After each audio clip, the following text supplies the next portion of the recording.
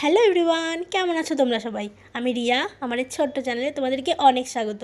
তো যাই হোক, আজকে সকাল সকাল ঘুম থেকে উঠে স্নান করে সুন্দর করে একটি শাড়ি পরে চলে গিয়েছিলাম পুজো দিতে। তো পুজো দিয়ে এসে তারপরে এটা হচ্ছে আমাদের পাঠ ঠাকুরের পরিক্রমা করা হচ্ছে, এবার ঠাকুরকে স্নান করানো হবে, সেটি তোমাদের সাথে শেয়ার করছি। তো তোমাদের ওখানে যদি এরকম পুজো হয় পাড়ায়, অবশ্যই আমাকে কমেন্টে জানিও।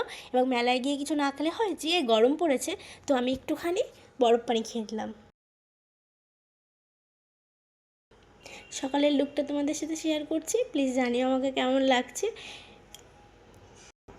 এবার যা গরম পড়েছে, তো চটপট আমি বাড়ি চলে এসেছি দুপুরবেলা। বাড়িতে এসে খেয়ে নিয়েছি পান্তা ভাত, কুমড়ো পাতার বড়া, একটি লঙ্কা ভাজা এবং ঢ্যাঁড়স ভাজা। আর এখানে রয়েছে নুন আর জল। তো চলো খাওয়া শুরু করা যাক। স্টার্ট। তো যাই হোক, আমি উপোস করে ভাত খেয়েছি, তবে আমার শাশুড়ি মা এবং যারা যারা এই নীল পুজোর সন্তান যাদের আছে, তারা কেউ আজকে দিনে ভাত খাবে না, সবাই সাবু অথবা ফল খেয়ে থাকে সারাদিন। তো যেহেতু আমার এখনও কোনো বেবি নেই, তো সেই কারণেই আমি ভাত খাচ্ছি। তো যাই হোক, গরমের মধ্যে পান্তা ভাত খাওয়ার মজা এলে তার সাথে যদি থাকে আমার মুচমুচে একটা বড়া, জাস্ট দারুণ জমে গেল। তো আজকের মতো এইটুকুই। Thanks for watching guys.